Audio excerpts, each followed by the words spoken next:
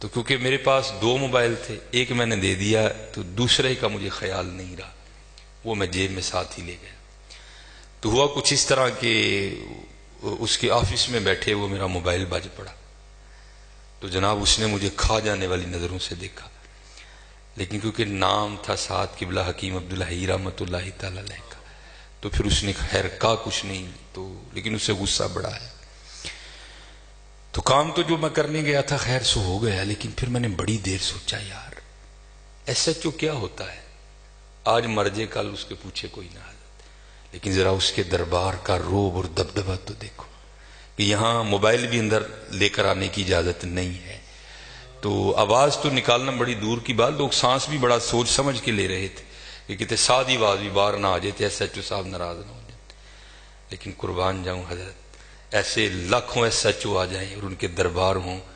تو اس دربار کے آگے اس کا دربار کچھ بھی نہیں ہے، اس لیے حضرت اس کا ادب کیا کرو حضرت، اس کا ادب کیا کرو حضرت۔ ایویں چھوٹا جی افسر ہوئے نا حضرت، اسے سامنے 750 سک جاندے نے سارے، آوازاں نہیں نکلتی۔ تو ابھی دیکھ لو صرف میں نے اتنا کہا یار تھوڑا آگے آ جاؤ،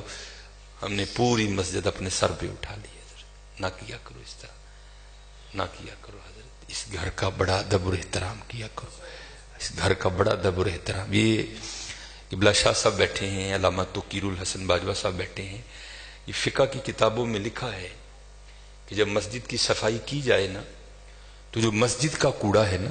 ظاہر ہے نکلے گا نا کوڑا، ریت ہوگی، مٹی ہوگی، کچھ اور بھی معاملات ہو سکتے ہیں، تو فقہ کی کتابوں میں لکھا ہے کہ جو مسجد سے نکلنے والا کوڑا ہے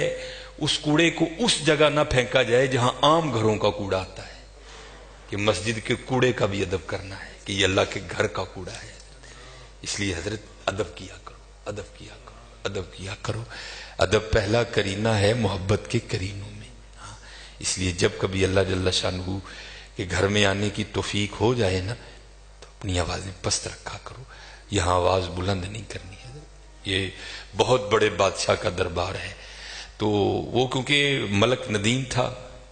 یہ اللہ کا دربار ہے، اس نے تو یہاں ہی کہہ دینا تھا نا جو کہہ دینا تھا، کہا یہاں بھی جائے گا، لیکن آپ کو خبر نہیں ہوگی آپ کو کس انداز میں کہہ دیا جائے گا، کیونکہ بزرگوں سے ہم نے سنا ہے کہ وہ کسی کو لاٹھی لے کر مارنے نہیں آتا، لیکن کیا کرتا ہے بندے کو مت پٹھی ڈال دیتا ہے پھر، اس لیے ہمیشہ حضرت اس کا ادب کرنا ہے، اس کا احترام کرنا ہے۔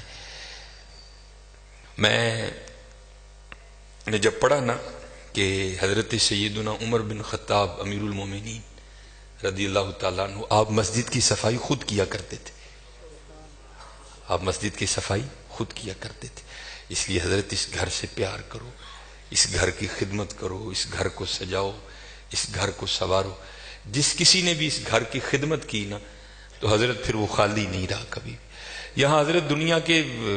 2 ٹکے کے جو چودھری ہیں ان کی کرو تو کچھ نہ کچھ مل ہی جاتا ہے حضرت، وہ یہ تو حضرت بادشاہوں کے بادشاہ کا گھر ہے حضرت، جو اس کی کرے گا تو اسے نہیں ملے گا حضرت، اسے اتنا ملے گا کہ نسلوں سے بھی ختم نہیں ہوگا۔ لیکن دکھ کی بات یہ ہے کہ حضرت آج چودھریوں کے درباروں کا بھی تقدس قائم ہے، آج چودھریوں کی مجلسوں کی بھی رونقیں قائم ہیں، لیکن دکھ کی بات حضرت ہم نے پتہ نہیں اس گھر کو کیا سمجھ لیا، نہیں حضرت وَأَنَّ الْمَسَاجِدَ لِلَّهِ، یہ اللہ کا گھر، یہ ایسا گھر ہے حضرت اگر آپ آ کر خالی بیٹھ ہی جائیں نا، کچھ بھی نہ کریں، صرف آ کر آپ بیٹھ بھی جائیں گے تو جتنی دیر بیٹھے رہیں گے آپ کے نامہ اعمال میں نیکیاں لکھی جائیں گی، یہ ایسا سونا گھر ہے۔ اور حکیم صاحب رحمۃ اللہ تعالی نے تو اکثر فرمایا کرتے تھے کہ بھائی سانو تے جو ملے ایتھوں ہی ملے ہے، سانو تے جو ملے ایتھوں ملے ہے۔ ابو بکر صدیق کو جو ملا مسجد سے ملا، حضرت عمر کو جو ملا مسجد سے ملا، حضرت عثمان غنی کو جو ملا مسجد سے ملا، حضرت سیدنا علی المرتضیٰ کو جو ملا مسجد سے ملا، ہمارے بڑوں کو جو ملا حضرت مسجد سے ملا حضرت۔ اور آج جو ہمارے گھروں سے رحمتیں رونقیں بھاگ گئی ہیں نا، اس کی وجہ یہ ہے کہ حضرت ہم نے یہاں آنا چھوڑ دیا ہے، ہم نے یہاں آنا چھوڑ دیا ہے، اس لیے یہاں آؤ بھی اور اس کا ادب بھی کرو اور اس کا احترام بھی کرو، یہ بہت بڑی جگہ ہے۔ جیسے میں نے کہا نا حضرت ہم دنیا دار ہیں نا، ہم نے پیسے کو بہت کچھ سمجھ لیا، حالانکہ پیسہ کچھ بھی نہیں ہے حضرت، پیسہ سب کچھ اللہ کی ذات ہے حضرت، اگر وہ ہے تو پیسہ کام آئے گا، اگر وہ نہیں تو پیسہ کیا کرے گا یار، کچھ بھی نہیں کرے گا۔ یہ مولانا روم علیہ الرحمہ مثنوی شریف میں آپ لکھتے ہیں کہ کوئی بابا جی تھے اور مال ان کے پاس بڑا تھا، اللہ نے بڑا مال دیا. وقت نزاع آ گیا، ان کو پتا تھا جو میرے بیٹے ہیں وہ نکمے ہیں، مال میں نے کمایا ہے، یہ عیاشی کریں گے، اجاڑیں گے، جواب اللہ کے حضور مجھے دینا پڑے گا. علماء سے